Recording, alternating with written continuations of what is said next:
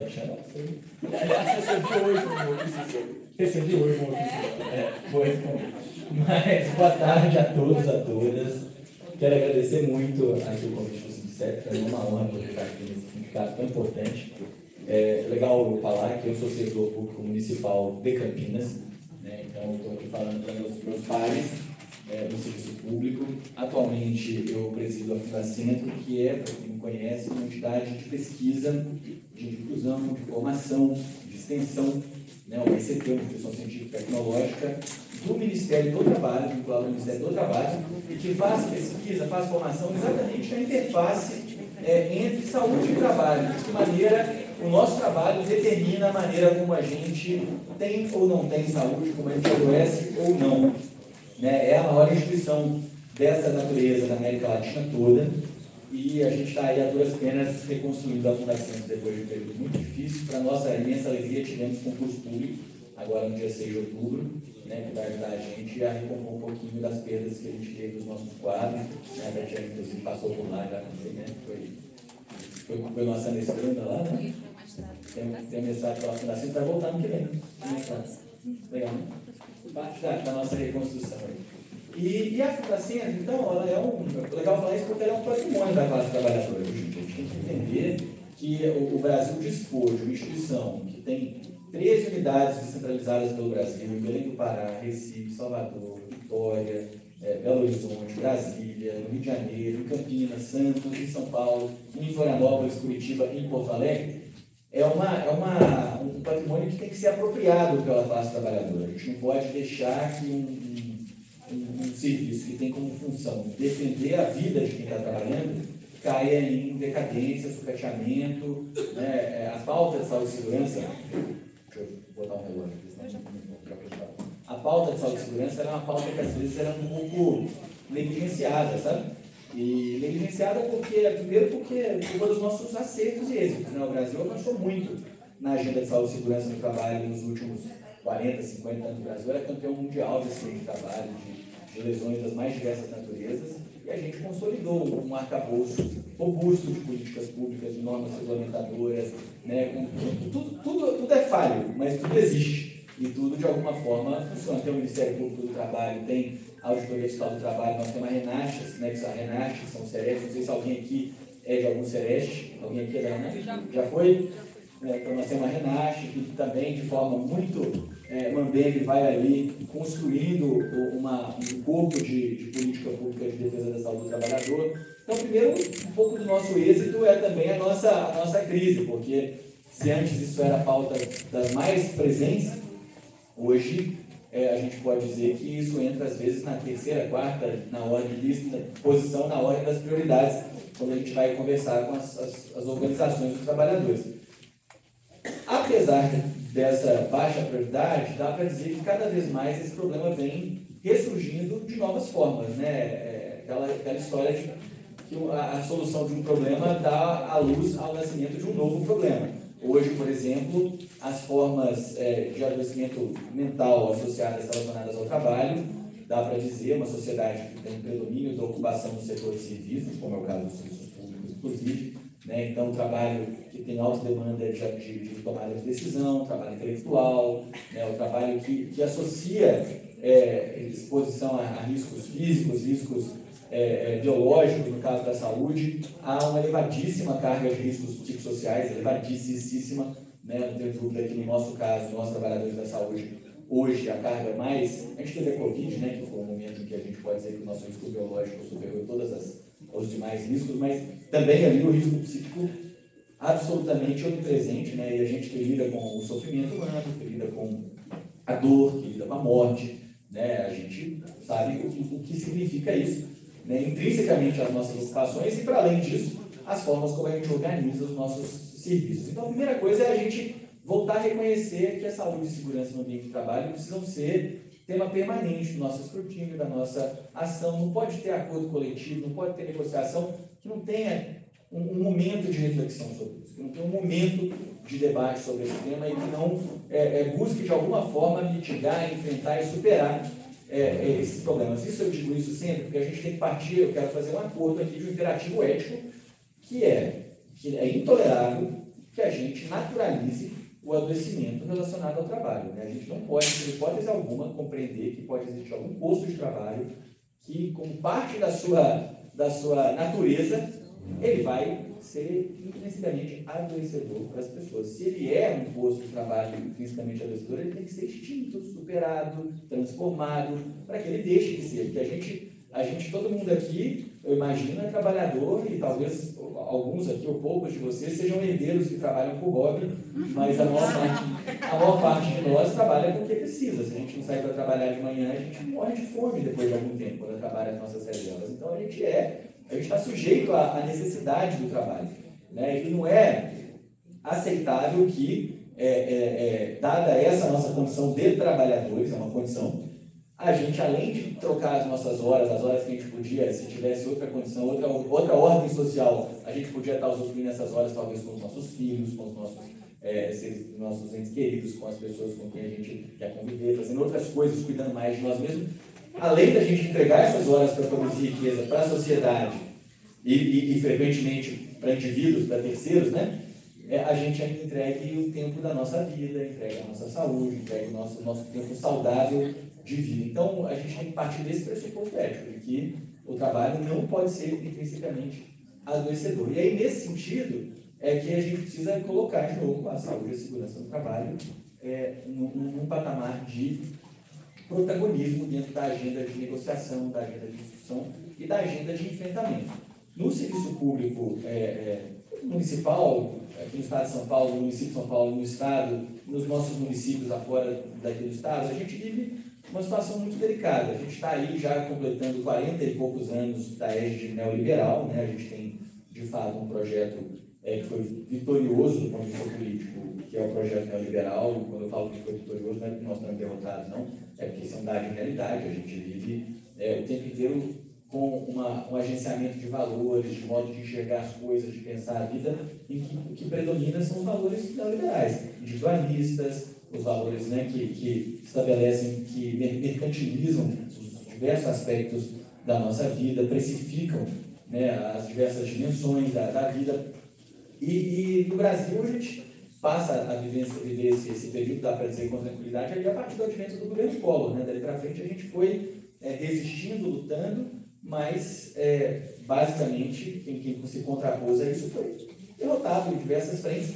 E isso se reflete muito no desenho, como se estruturam as nossas redes. Então, falar de construir ambientes de trabalho seguros e saudáveis no estado no município de São Paulo, antes de mais nada, no trabalho em saúde, antes de mais nada, diz respeito a gente defender a existência de uma rede pública que tenha dimensionamento adequado, que tenha uma condição de funcionamento que não nos diminua só por entrar no equipamento, quando você entra no equipamento que está sucateado, que está deteriorado, que está com toda a estrutura caindo aos pedaços. Naquele momento, essa é a primeira agressão psíquica que a gente sofre, que nos coloca numa posição de redução da nossa autoestima, da nossa vontade, até da nossa convicção de que a gente pode, de fato, ser um executor do cuidado, né? Porque a gente que é trabalhador da saúde, nós somos executores do cuidado. A gente precisa, inclusive, estar saudável psiquicamente para poder entregar o cuidado de forma plena para as pessoas.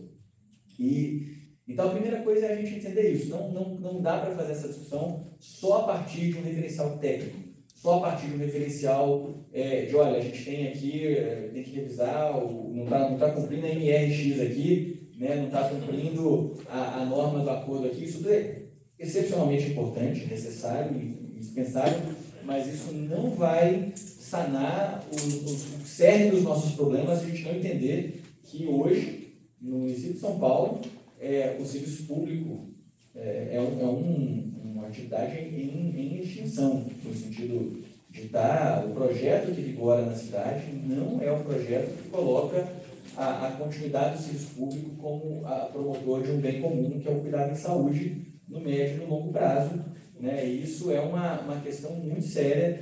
Mas concurso, tem concurso, não tem quanto? Quando é que foi o último concurso? Teve recentemente algum concurso aqui? Eu não me lembro.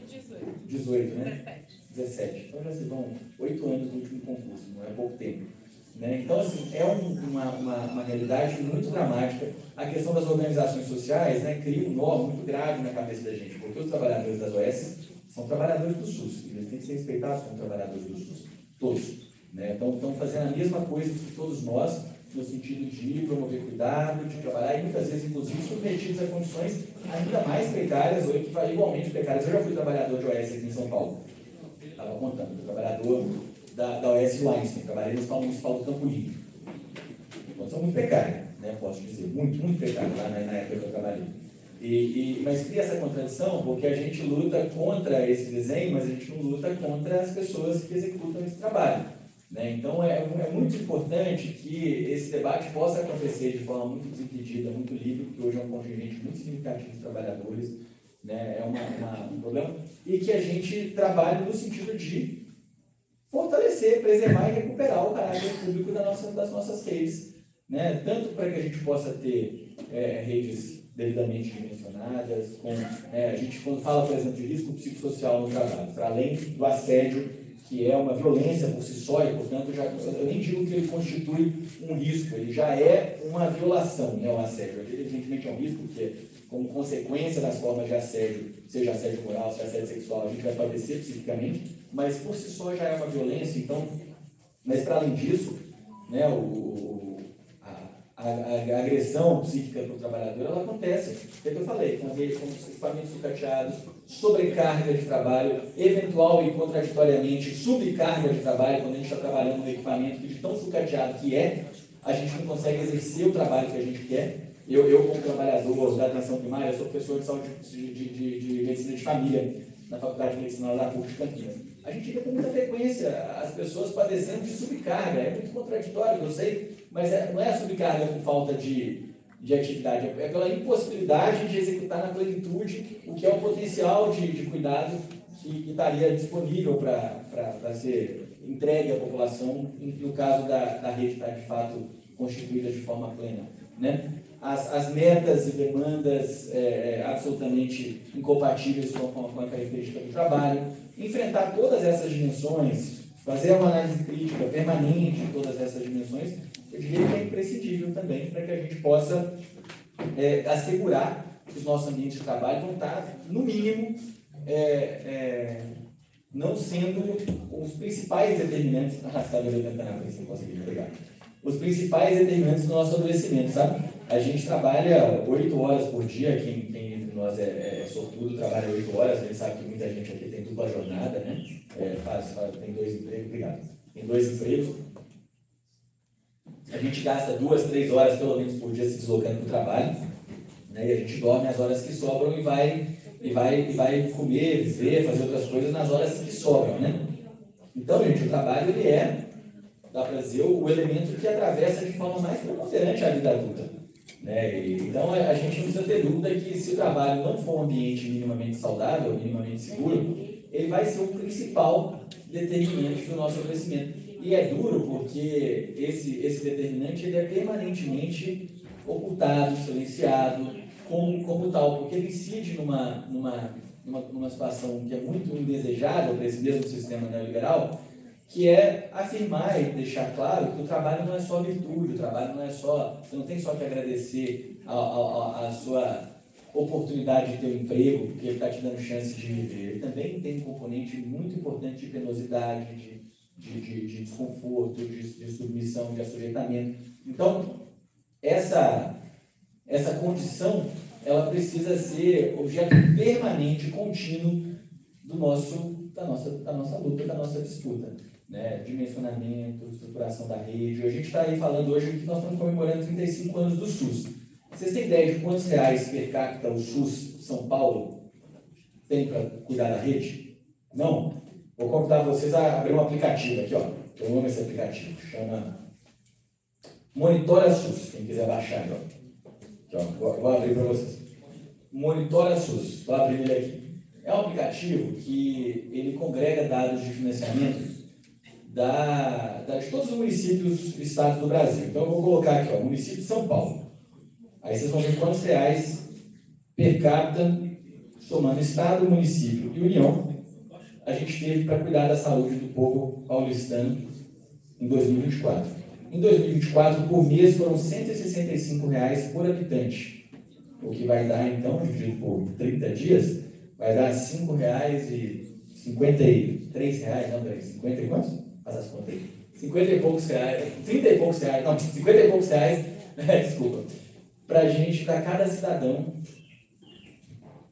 5 reais, eu tô mal das contas. Acho que é 5 reais. 5 reais por cidadão por dia para cuidar da saúde, isso somando União, Estado e município, tudo que é arrecada. Vocês acham que isso é muito dinheiro ou isso é muito pouco dinheiro? Isso é muito pouco, né?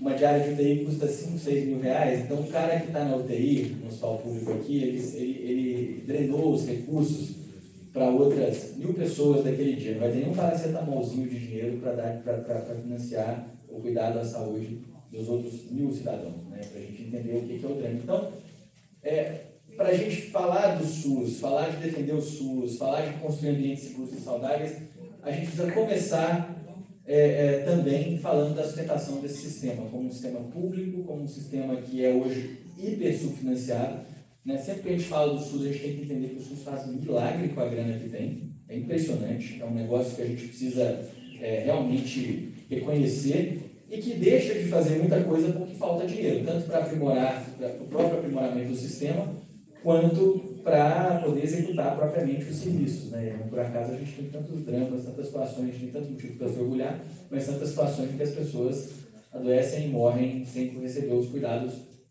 adequados e necessários. Então, para fechar aqui um pouco dessa minha contribuição inicial, é isso, acho que promover ambientes seguros e saudáveis na saúde é a gente olhar essa dimensão do trabalho vivo, como ele acontece, da organização dos serviços, é entender que nós estamos vinculados a uma rede de uma política pública que precisa ser defendida como pública e que precisa ser melhor financiada e de fato se consolidar como um patrimônio comum do povo brasileiro e não como uma política que funciona como uma alternativa para quem não pode pagar pela compra, né, de serviços de saúde no setor privado, que de certa forma também é parte do projeto que vigora aqui no nosso município e no nosso estado. Tá?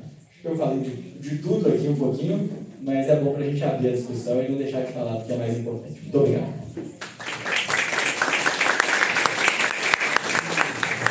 Agradecer ao Pedro Tourinho. Nós vamos abrir as inscrições para as perguntas a ele, dado o teto dele. 4 inscrições, por gentileza, quem quiser vir, trazer o crachá aqui, por gentileza.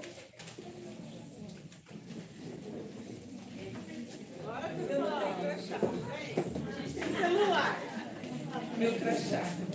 Bom, boa tarde. Boa tarde. Pedro, eu queria que você falasse um pouquinho, talvez, do Sistema Único de Saúde do Trabalhador, porque eu sei que está aí nessa discussão, e da importância disso para a gente consolidar algo que ainda não está, que o SUS ainda não está, né? Ontem a gente estava tendo uma atividade aqui que eu achei muito interessante, que a pessoa falou assim, a lei, quando a gente fez a legislação de direito à educação, ela já nasceu com a gente brigando para ela se manter. E eu acho que o SUS está no mesmo lugar, né? O SUS nasce já na resistência para se manter vivo, e a gente tem uma parte, acho que do SUS, que é a saúde do trabalhador, que a gente ainda, tem muita gente que ainda desconhece. Então, acho que trazer para esse recorte. Obrigada. Acho que é a Ana. Oi, boa tarde de novo, né, para todos e todas. Pedro, prazer em revê-lo. Né? Como eu já me identifiquei, sou do Sindicato dos Enfermeiros do Estado de São Paulo, mas sou funcionária pública também, aposentada. E aí queria dialogar contigo um pouquinho, e aí você coloca na sua fala, né, hoje, que é a realidade, né, que o fator determinante hoje, os índices, os dados mostram, né, que o adoecimento da classe trabalhadora provém do trabalho, mas isso é muito difícil da gente colocar na realidade, porque quando você faz o nexo causal, quando você passa, né, por todos os processos, chega lá, e essa própria perícia não faz esse. Então, é muito difícil você caracterizar a doença como proveniente do trabalho. Nós nós temos hoje aí a questão da norma regulamentadora número 1, né, que foi acrescido a questão da saúde mental, que as empresas pediram 1 ano, mas para se adequar, isso já está chegando, né, no seu tempo, e a gente precisa estar muito atento a isso, porque, inclusive, tem foi publicado recentemente algumas doenças que para a gente não caracteriza como doença do trabalho. Então, hoje, o que a gente tem? É o assédio cada dia mais, a questão da saúde mental. Agora, como caracterizar isso dentro das nossas estruturas oficiais para que isso se caracterize realmente como uma doença do trabalho? Porque existe muita subjetividade, né? A subjetividade quando você trabalha com saúde mental. Então, é um pouco isso, né? Esse desafio, né, que a classe trabalhadora tem e que nós vamos ter para incluir, inclusive nas nossas convenções, nos nossos diálogos, nas mesas de negociação e inclusive nas instituições que fazem todo esse processo, né, de diagnóstico e que vai dar o final para o trabalhador. Obrigada. Carol. Acho que eu vou complementar um pouquinho a fala da companheira anterior nesse sentido, né? A gente teve aí em 2022 uma resolução do CFM que dificultou muito o estabelecimento do nexo com o trabalho, né? Que aumentou muito as exigências dos médicos para estabelecimento desse nexo, dificultou muito isso, ao mesmo tempo que a gente teve a atualização das listas das doenças relacionadas ao trabalho, que foi uma vitória gigantesca, mas a gente tem a contradição entre esses ganhos, esses avanços e retrocessos que a gente tem, né? E aí eu acho que também nesse sentido, acho que entender um pouquinho e poder trazer um pouquinho, porque a Fundação teve um papel fundamental nessa lista, né, na atualização dessa lista, nessa construção, assim como nesse debate da NR1 e todas as armadilhas que tem tido, né? Então acho que de trazer um pouquinho esse papel diante das contradições, né? Eu vou ser a última, tá? E aí é um desafio. O trabalho está adoecendo e dentro daquilo que é proposto como promoção ou um lugar onde eu vou ter acolhimento para poder tratar o meu adoecimento, também está virando um lugar adoecedor. Como é que a gente sai dessa encalacrada?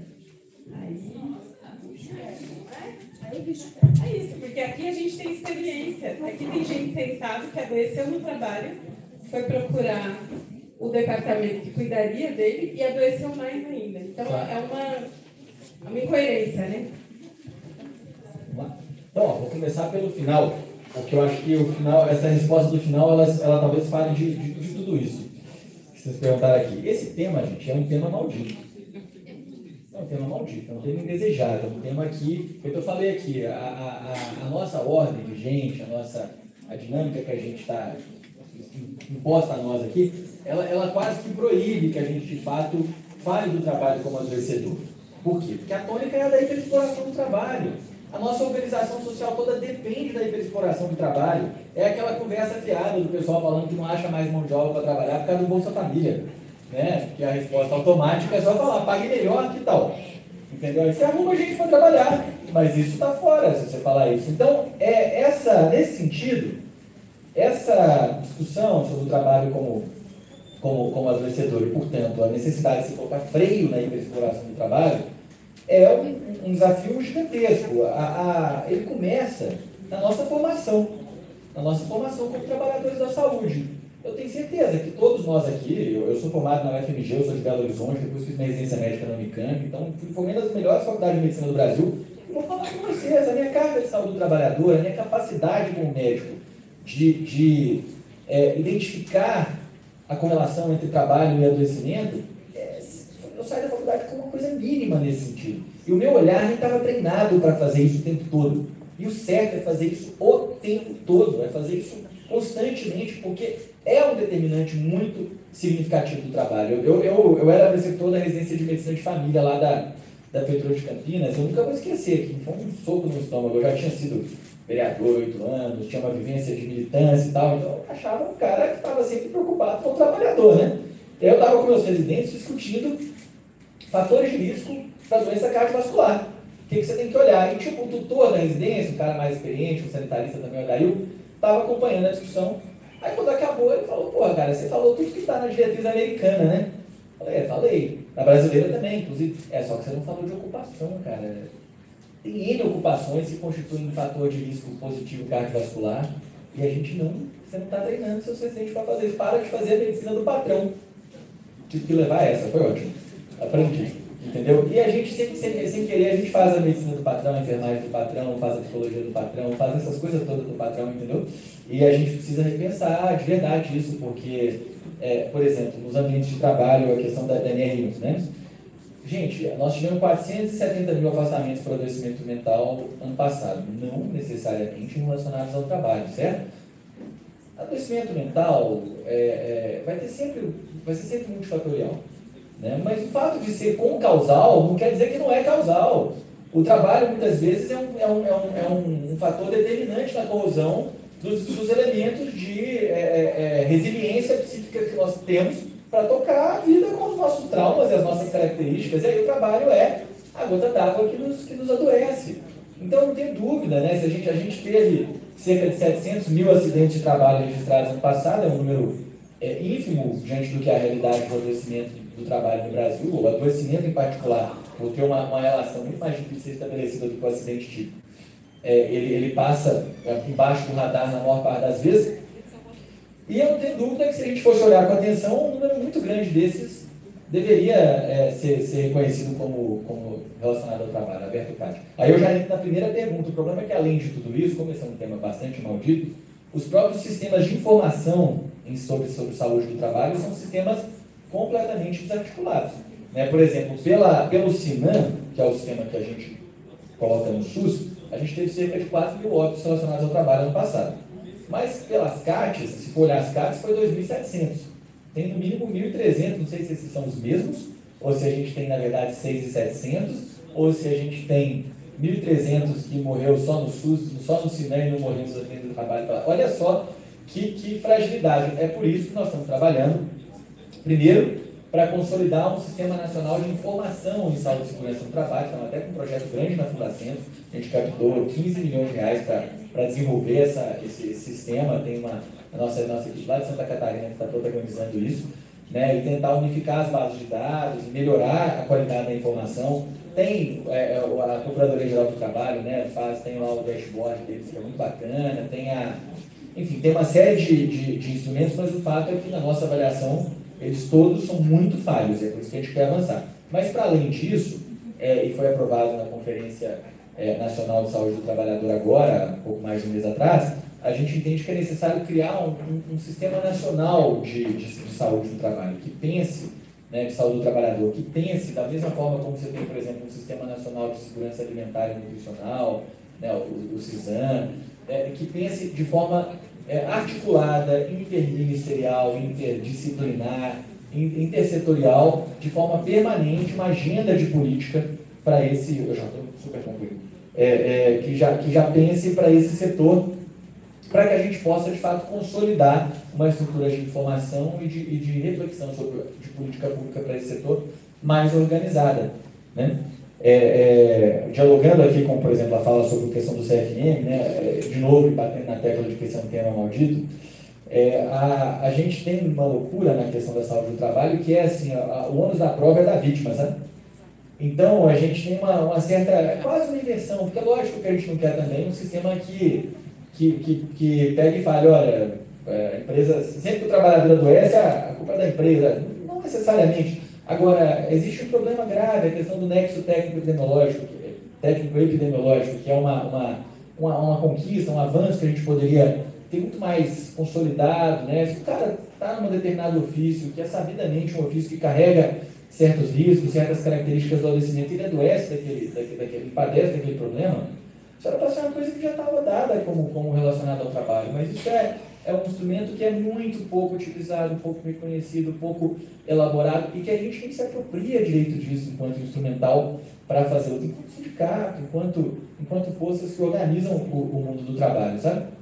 Então eu diria que a gente precisa, de novo, colocar essa agenda toda na ordem do dia, talvez fazer debates mais aprofundados sobre isso. Eu tenho conversado com a CUT, eu vi a bandeira da CUT ali, com a CUT Nacional, sobre a necessidade da gente, talvez, fazer um momento de organização maior para recuperar, porque tem sempre a galera que é da saúde e da segurança nos sindicatos, mas muitas vezes fica um pouco marginalizada dentro da discussão mais central do sindicato, mas é gente boa, é gente bacana. A CIPA, a gente fez um curso de um evento nacional de cipeiros lá na Fundacentro em julho desse ano, muito na expectativa de tentar disparar um processo de reflexão sobre o funcionamento das CIPAs. As CIPAs são um latifúndio produtivo, elas têm um potencial gigantesco para de fato incidirem no ambiente de trabalho de forma mais consistente, mas a gente não tem, de novo é isso, muitas vezes a gente não usa a CIPA, por exemplo, como um instrumento potente que ela pode ser. Os sindicatos precisam colocar processo de formação dos seus cipeiros, de articulação, de contato, de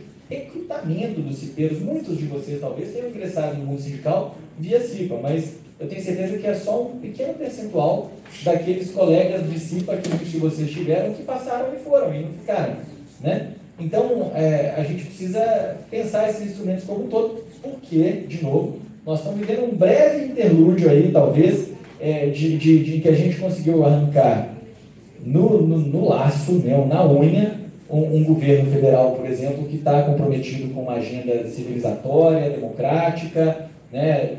Mas essa não é uma tendência mundial, não sei se vocês têm notado, mas pelo mundo afora, a norma tem sido o recrudescimento das relações capital-trabalho, governos de inspiração autoritária, de inspiração antipopular, né? A gente talvez esteja vivendo uma experiência singular do ponto de vista mundial, de ter derrotado um governo de inspiração neofascista, né, na urna, e a gente está consolidando um projeto aqui, mas eu não tenho dúvida que esses dias de sol não necessariamente vão durar para sempre. A gente precisa estar com as nossas armas enquanto defensores do trabalho decente bem ajeitadas, bem armadas, para a gente poder se defender, seja como for o destino, até porque no cotidiano aqui da cidade e do estado a gente não vive esse contexto, e nem em Brasília a vida é fácil. Então, acho que com isso eu fecho aqui, não sei se eu deixei de responder alguma questão importante, mas a questão do trabalho como lugar de adoecimento, eu acho que é isso, não tem locus do serviço público que não esteja protegido do sucateamento, né? E às vezes é isso, o trabalhador que adoece e que se expressa como adoecido, ele inclusive é hostilizado, é marginalizado, né? Então é mais uma das coisas que a gente tem que fazer. Acho que é isso, eu lamento eu não vou poder ficar aqui na fala das outras palestrantes, porque eu realmente tenho que correr para a Fundacentro, mas eu agradeço demais o convite, então à disposição, a Fundacentro está à disposição para a gente fazer mais parcerias, tá bom? Obrigado. Eu queria agradecer a lembrança.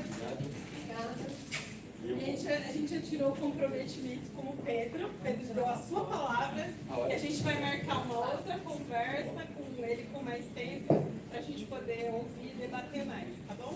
Gente, obrigado, muito desculpa. Obrigada. Tchau, tchau. Obrigada, valeu demais. E dando continuidade aos nossos trabalhos, nós vamos chamar agora a doutora Tatiana Lima Campelo, procuradora do Ministério Público do Trabalho, para falar sobre o papel do Ministério na defesa dos trabalhadores do SUS.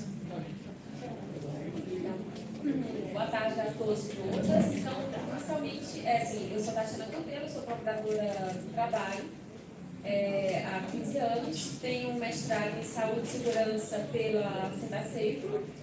Sou servidora pública há 22 anos, né? Estou desde 2003, iniciei minha carreira, inclusive, como auditora fiscal da Previdência Social, então estou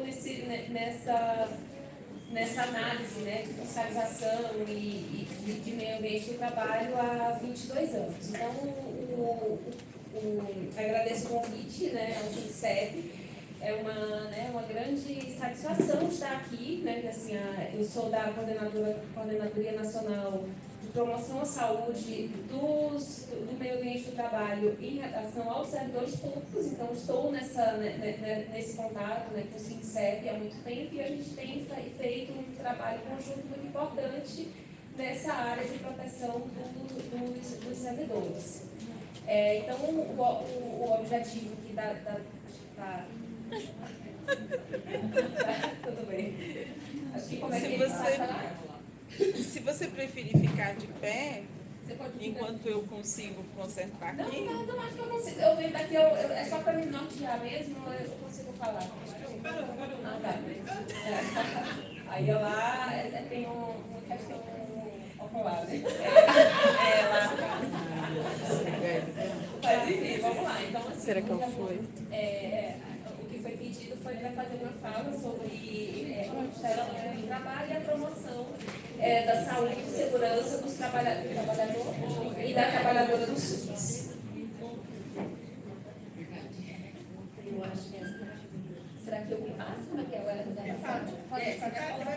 Ah, tá, pode passar. Então, inicialmente é falar sobre o Ministério Público do Trabalho. O Ministério Público do Trabalho é um ramo do Ministério Público da União que está encarregado da defesa e saúde do trabalhador em suas várias perspectivas, né? Então, meio ambiente do trabalho, promoção, né, combate à discriminação, inclusão, né, das pessoas no trabalho, proteção ao trabalho da criança e do adolescente, o trabalho, né, a promoção das condições decentes no trabalho, né, em relação a todos os trabalhadores, né, resgate, né, desse trabalhador em situação de condição análoga do escravo. Pode passar. E a atuação do MPT, ela é feita em coordenadorias temáticas.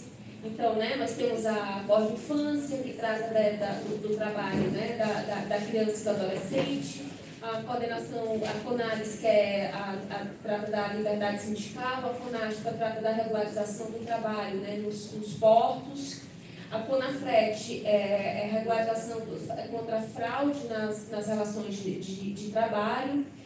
E no que se refere ao meio ambiente do trabalho, a gente tem a CODEMAT e a CONAP. A CONAP, ela trata especificamente desse trabalho, né, do trabalho na administração pública, o que inclui tanto os servidores públicos quanto os servidores que estão em algum tipo de prestação de serviço à administração pública por meio de contratos de prestação de serviço. Pode passar. Então, acho que ficou com efeito, agora daqui eu não vou ler, mas eu vou falar. Acho que é mais fácil, né?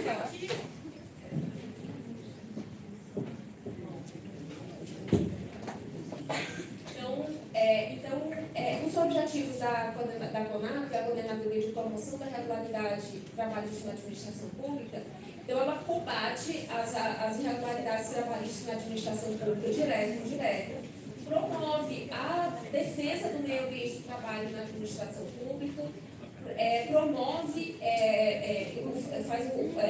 o fortalecimento da saúde do trabalhador do SUS na esfera da administração pública, estimula os setores públicos na promoção da empregabilidade de setores específicos, como catadores e catadoras. Então, é uma atuação que a gente também tem uma atuação muito grande para a promoção da saúde desses trabalhadores, saúde e segurança, com interface com os municípios. Essa atividade, essa promoção desse trabalho é feita pelos municípios e a gente faz esse acompanhamento para que esses trabalhadores, né, embora eles não tenham vínculo, né, eles estão em relação de trabalho autônomo ou por vias de cooperativas, a gente também faz essa atuação para a destinação e adequação desse trabalho.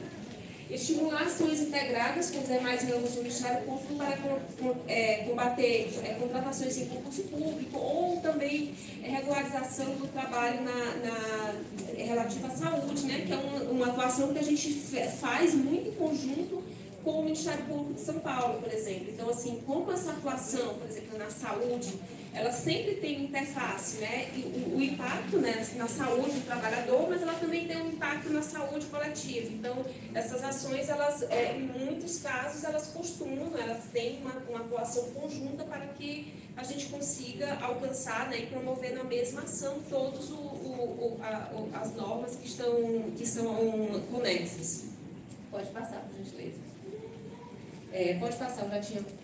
Então, especificamente, né, entrando já na área da CONAP, né, na administração pública, então a gente tem uma atuação estratégica com vários projetos em desenvolvimento. Então, na saúde pública, a gente tem um projeto na saúde, que se trata, né, de tanto o trabalho relativo ao meio ambiente do trabalho, como as questões administrativas de contratação, pagamento, né, regularização, né, desses contratos. Temos também uma atuação em relação, que é uma atuação que ela atua, né, junto, por exemplo, verificando os projetos de lei que estão em andamento no Congresso Nacional, para se consiga, né, inclusive fazer intervenções, né, no texto dessas proposições legislativas que estão sendo realizadas. Então, por exemplo, em relação ao piso salarial da enfermagem, tem um grupo de trabalho específico formado para que se consiga trazer subsídios, levar ao Congresso e conversar com os congressistas. Então, é todo um trabalho também que é feito para que se consiga, né, melhorar essas condições de trabalho, né, desses trabalhadores através de edição legislativa que está em curso no Congresso. O grupo de trabalho Integridade na Administração Pública e Direta, então, né, como o doutor já falou, a gente está no processo de descentralização e terceirização, na qual a saúde pública ela tem sido contratualizada, então, assim, ela precisa de uma atuação para que a gente consiga trazer essa regularização e promoção do meio ambiente de trabalho a todos esses trabalhadores, independente do vínculo, né, que ele esteja inserido na administração pública. E o projeto Saúde do Trabalhador no SUS, que é um projeto muito grande que a gente realiza, tanto para a regularização do meio ambiente do trabalho, mas também para a notificação dos adoecimentos, né, evitar, né, reduzir essas subnotificações, tanto, né, para os servidores públicos quanto para os demais trabalhadores. Pode passar. Então, em relação à precarização do SUS, então, assim, de conhecimento, né, já, assim, que a gente tem essa migração dos vínculos jurídicos para outros, né, com mais vulnerabilidade, fraudes, né, convivência entre diversos tipos de vínculos, estatutário, cargo e comissão, contratação temporária, terceirizado cooperado, terceirizado pejotizado, né? Porque agora, assim, antes a gente tinha, né, no início ela começou a contratualização com esses trabalhadores por vínculo, mas agora a gente já começa a ver, né, são todos cooperados ou são sócios, né, PJ, e tudo sem condições de trabalho, então todos ali naquele ambiente de trabalho, então assim, é uma dificuldade muito grande que a gente encontra para a promoção desse trabalho, né, da saúde no trabalho. E os riscos que são encontrados, eles são comuns a todos, então turnover, subdimensionamento das equipes, né, então assim, todos, né, a saúde pública, ela está com um subdimensionamento, né, das equipes, embora, né, esteja previsto no contrato o quantitativo de trabalhadores né, que seriam, né, que deveriam ser contratados, a gente observa que realmente tem, não há, né, essa destinação do quantitativo adequado com sobrecarga esse trabalhador e consequências, né, de saúde, né, que a gente vai conseguir verificar.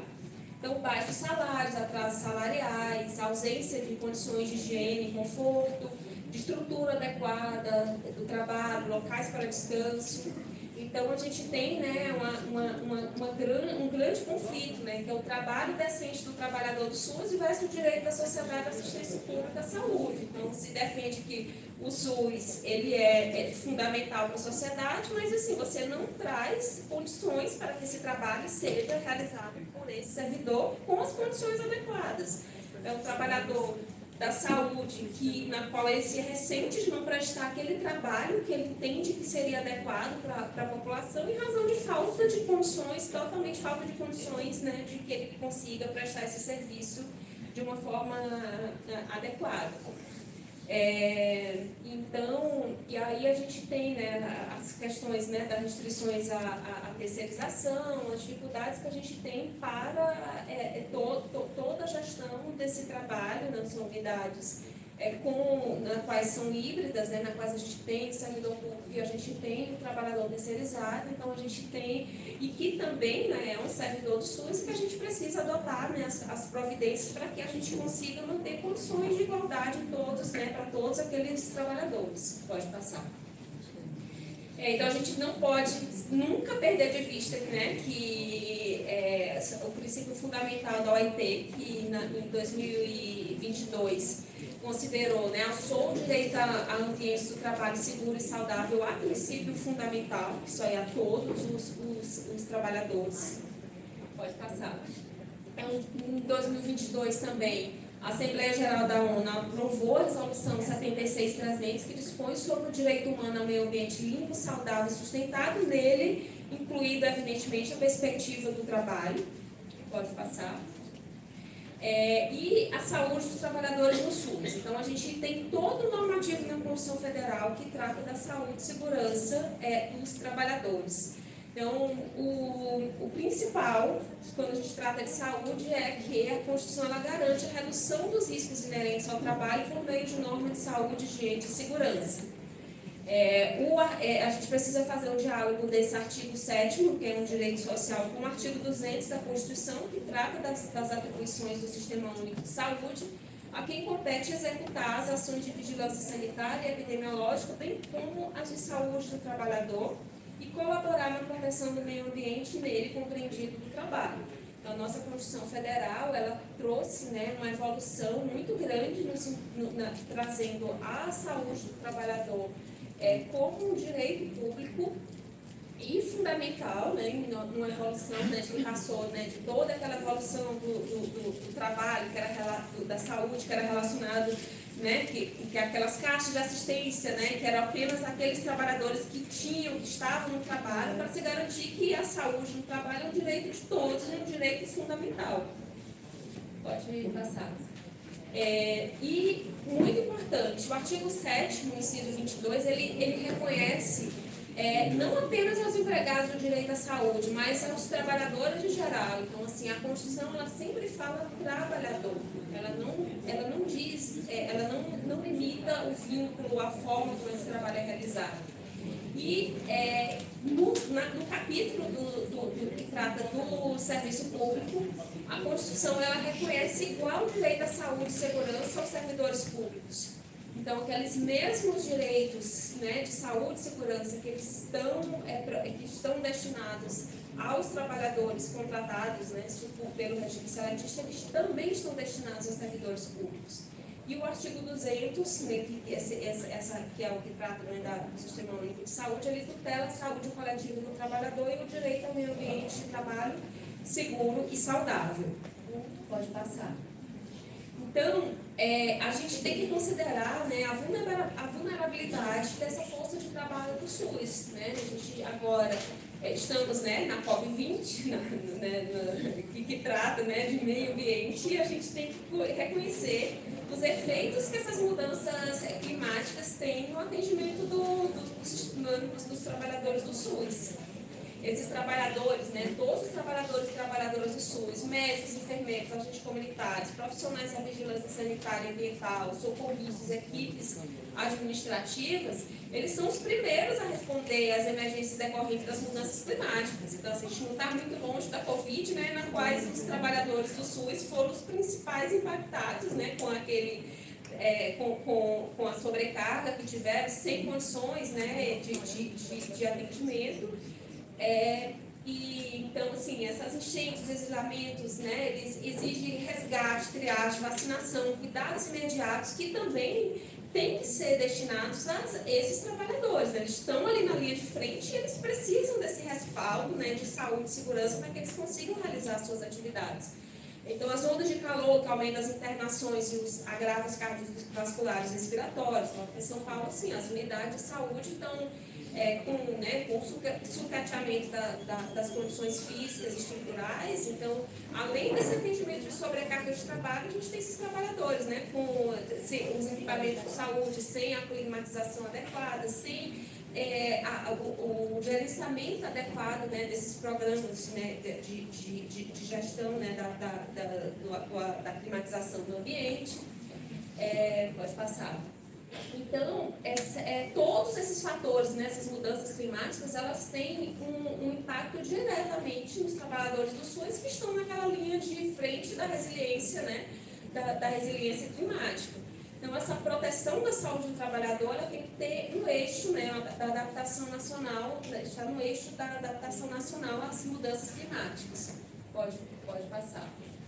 Então, como proteger quem é pilar da saúde coletiva? Então, o papel do Estado é elaborar uma política de saúde e segurança do trabalho para a força de trabalho do SUS, reconhecer que há um nexo direto entre a saúde dos trabalhadores e trabalhadoras do SUS e a qualidade da assistência e da vigilância ambiental e da saúde coletiva. Então, se a gente não trouxer a proteção à saúde e segurança desses trabalhadores, a gente também não vai conseguir trazer fornecer uma saúde adequada, né, à população. E essa saúde e segurança dos trabalhadores e trabalhadoras do SUS é de fundamental importância para a resiliência sanitária e climática. Pode passar. Então, a gente, em relação a essas normas de proteção, né, a Política Nacional de Saúde e Segurança no Trabalho, já tivemos algumas decisões judiciais. Então, o STF, na DI 672, entendeu que não há desrespeito ao federalismo na adoção de política sanitária por um ente administrativo segundo o critério da predominância do interesse. Porque o que acontece? Essa política de trabalho, uma competência de regulação do direito do trabalho, ela é de competência da União. No entanto, a saúde ela é competência concorrente entre todos os entes federativos. Então, por exemplo, no caso, né, como a gente defende que, no caso, o município de São Paulo, por exemplo, não existe nenhum impedimento de que haja a construção de uma política de saúde e segurança para os servidores, né, que seja realizada pelo município. Então, assim, a gente já tem, inclusive, decisão, né, do Supremo Tribunal Federal de que não há nenhuma invasão, né, da autonomia dos entes federados ao se propor que o ente federado elabore esse programa de saúde e segurança para os seus próprios servidores. Pode passar. Também temos em discussão, né, a DPF 1068, que ela trata da aplicação das normas regulamentadoras aos servidores públicos estatutários. As decisões do Tribunal Superior do Trabalho já eram nesse sentido de que as normas regulamentadoras elas são editadas pelo Ministério do Trabalho, mas em regulamentação as normas de saúde e segurança, as quais são aplicáveis, né, a todos os trabalhadores, independente do vínculo.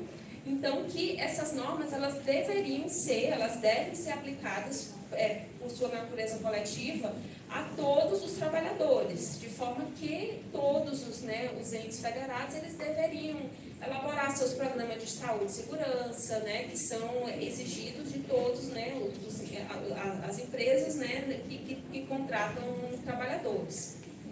Pode passar. Mas essa questão ela chegou no STF por meio do DPF 1068, que veio pelo estado de Vitória, né, do Espírito Santo. O governador do Espírito Santo contestou essa aplicação das NRs e a necessidade de realização, né, desses programas de segurança aos seus servidores. O relator é o ministro Flávio Dino, ele conheceu dessa DPF e ele já apresentou o voto dele, né? O voto dele foi pela improcedência da ação e propôs, inclusive, a fixação da tese de que essas normas de saúde, segurança e higiene, elas devem ser observadas por todos os entes da federação, independentemente da natureza jurídica do vínculo, seletistas, efetivos, comissionados, terceirizados, e que compete à Justiça do Trabalho essas ações civis públicas ajuizadas contra o poder público visando as normas de saúde, higiene e segurança. Que já é uma súmula do 736 do STF, que com a emenda constitucional 45 houve uma separação, né? As matérias, o conteúdo administrativo, né, que rege a matéria dos servidores públicos, ela é de competência do Ministério Público de São Paulo. Mas, quando se trata de saúde e segurança, é por isso que a gente consegue fazer essa atuação, porque a súmula 736 do STF atribui que é competência do Ministério Público do Trabalho. Então, com base nessa súmula que a gente faz toda essa atuação em face de toda a administração pública, tutelando não apenas os trabalhadores que estão contratados pela administração por meio desses contratos administrativos, mas também os próprios servidores públicos, né, que são seletistas ou estatutários. essa ação, a gente está numa expectativa muito grande de que ainda não, o ministro Flávio Dino, ele já apresentou o voto dele, mas ela não foi ainda incluída para a votação dos demais ministros. Mas também se está fazendo um trabalho, né, de memoriais, né, com todos os ministros, para a apresentação, né, dessa tese. E a nossa expectativa é que ela seja julgada, essa ação seja julgada procedente, conforme o voto do relator. E com isso a gente vai ter muita força para conseguir a elaboração desses projetos de saúde e segurança. Então, por mais que a gente discuta, né, que essas normas elas são aplicadas a esses servidores, a gente tem uma resistência muito grande de todos os entes da federação, não é somente do município do estado de São Paulo, mas a gente tem uma grande resistência a que se aplique, né? Que assim, aplicar uma norma, assim, não é apenas criar um programa, você tem que constituir um serviço de saúde e segurança com contratação, né? Assim, a gente também entende que o SESMIT, ele é um serviço de saúde, ele tem que ser internalizado. Então, para você realizar essa adequação desse ambiente de trabalho, você precisa de ter concurso específico para aqueles servidores que vão fazer esses programas. Então, assim, isso aí vai ter um impacto muito grande na saúde e segurança dos servidores. A gente tem uma expectativa, né? Estamos na esperança de que haja esse entendimento dessa forma, porque a gente vai conseguir promover, né? Exigir a elaboração desses programas e promover a saúde, né, no meio ambiente do trabalho a todos os servidores e servidoras. Pode passar. Fora isso, a gente tem a Política Nacional de Atenção Integral à Saúde e Segurança do Trabalhador e da Trabalhadora no SUS. Ela não foi aprovada ainda formalmente, mas ela está em fase de elaboração participativa e consulta técnica desde 2024, conduzida pelo Ministério da Saúde. Mas o que a gente tem hoje é a Política Nacional de Saúde do Trabalhador e da Trabalhadora, que serve de base conceitual e normativa para a futura PNADES, né? Então, assim, a gente já poderia aplicar, exigir a elaboração dessa política para todos os entes federativos. Mas a gente sabe que, quando aprovado esse programa nacional, a gente vai ter uma força muito maior para conseguir fazer essa atuação, né, efetiva, né, em face da saúde e segurança. O Ministério da Saúde ele criou a Comissão Temática Nacional responsável pela essa proposta do PNADES-SUS, que deve consolidar essas diretrizes específicas para a proteção dos trabalhadores do próprio SUS. Pode passar. Então, a Política Nacional de Saúde do Trabalhador e da Trabalhadora, ela tem por finalidade definir os princípios, diretrizes e estratégias que devem ser adotadas nas 3 esferas de gestão do SUS para o desenvolvimento da atenção integral à saúde do trabalhador, e com ênfase na vigilância, visando a promoção e a proteção da saúde dos trabalhadores. Fortalecer a vigilância e saúde do trabalhador, ela é muito importante para que a gente consiga promover a saúde no ambiente do trabalho. Então, se a gente não tiver vigilância, a gente vai estar atuando apenas no adoecimento após ele já ter ocorrido. Fazer intervenção nesses processos, nos ambientes e processos de trabalho, e inserir essas ações de saúde do trabalhador em todas as instâncias e pontos de rede de atenção à saúde do SUS. Pode passar. Então, em relação à vigilância em saúde do trabalhador no SUS, o objetivo o eixo do programa é identificar e monitorar os riscos no ambiente de trabalho, inclusive que são todos os riscos físicos, químicos, biológicos, ergonômicos e psicossociais. Então, com a nova NR1, que a gente também tem expectativa de que ela entre em vigor em maio de 2026, a gente pode fazer a exigência, né, desse gerenciamento de todos os riscos, inclusive os que abordem a saúde mental dos trabalhadores. E esses psicossociais também, a gente tem que considerar que a lista de doenças relacionadas ao trabalho ela foi atualizada, né, recentemente, em 2023, e ela traz um capítulo específico em relação aos fatores de risco psicossociais. Então, assim, risco psicossocial não é só assédio moral. o dimensionamento adequado da carga de trabalho, condições adequadas de trabalho. Então, por exemplo, você tem materiais insuficientes e inadequados de trabalho para a força de trabalho do SUS. Assim, isso impacta diretamente. Um equipamento adquirido por menor preço, uma luva que rasga quando o trabalhador vai colocar, porque ela é de péssima qualidade, e ele está pressionado pelo aquele trabalho, né? A fila, né, de atendimentos lá que ele precisa fazer. Então, isso é um fator de risco psicossocial que afeta diretamente a saúde desse trabalhador. Então, todas essas condições, elas têm que estar identificadas e adequadamente gerenciadas no programa de gerenciamento de riscos. Então, no contexto climático, permite mapear vulnerabilidades como calor extremo, enchentes, desabastecimento, exposição a desastres, e a promoção da saúde, prevenção de agravos, ações educativas, né, pausas, hidratação, climatização, né? Então, por exemplo, o trabalhador do SUS, geralmente ele está numa escala, né, de 12 por 36, então a pausa, né, necessária naquele ambiente de trabalho, naquela jornada de 12 horas, um ambiente adequado para que ele consiga fazer essa pausa, né, no ambiente de trabalho. Pode passar. Então, aí eu já falei, mas é importante a gente falar da notificação, né, compulsória para a vigilância e saúde do trabalhador. Esses dados, os dados de adoecimento e de acidentes, eles são muito importantes para a formulação de políticas públicas, para o direcionamento das ações de fiscalização, para a gente saber o que é que está adoecendo, do que esse trabalhador está adoecendo. E essa notificação compulsória não se refere apenas aos trabalhadores, né, aos trabalhadores em geral, mas ela também abrange os servidores públicos. Então, é muito importante que na rede de assistência à saúde, ao se identificar que aquele adoecimento está relacionado ao trabalho, que haja um competente registro assinando. O trabalhador da saúde, então, muitas vezes ele vai, há muitas notificações em relação aos instrumentos pérforos cortantes, por exemplo. Mas é importante que seja, que todos esses outros adoecimentos, né, que estão nessa definição dos agravos, né, de notificação compulsória, eles ajam, né, pela rede de assistência à saúde, eles sejam notificados, independente do vínculo, né, do trabalhador. Você pode passar.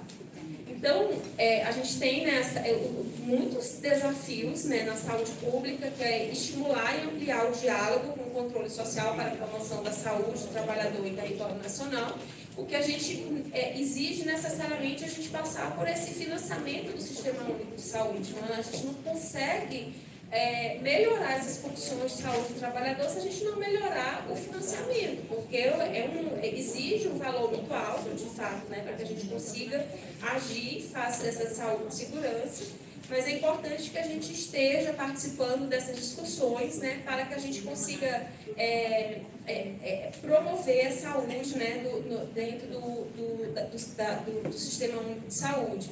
Então, inserir a saúde do trabalhador na rotina de rede de atenção à saúde, ampliar essa cobertura da rede nacional de atenção integral à saúde do trabalhador, qualificar ações de apoio ao centro de referência em saúde do trabalhador, que também estejam extensíveis, né, aos servidores públicos, né, que estão ali no atendimento ao Sistema Único de Saúde, consolidar a vigilância de ambiente e processos de trabalho nos territórios, e consolidar essas ações de vigilância epidemiológica e saúde do trabalhador, porque elas são muito importantes para que a gente consiga promover, né, fazer o direcionamento dessas políticas. A gente precisa saber do que esses trabalhadores estão adoecendo, quais os problemas que a gente encontra nesses ambientes e processos de trabalho. Pode passar. Então, essa aqui era mais para falar desses programas, né, de saúde e segurança. Então, assim, além dessas medidas todas, né, que a gente precisa adotar de ampliação do sistema, de financiamento, e da normatização, né, em relação à elaboração desses programas de segurança, que apenas com essa identificação desses riscos corretamente identificados, gerenciados e com a adoção das medidas de controle, a gente pode trazer a saúde e segurança, né, para o meio ambiente do trabalho. Adotar, né, a adoção dos planos de contingência e considerando todos esses fatores fatores, né, de risco que estão presentes no ambiente de trabalho. Então, é isso, né, o objetivo era aqui a gente trazer essa fala, né, que a gente está, né, juntos por um ambiente de trabalho seguro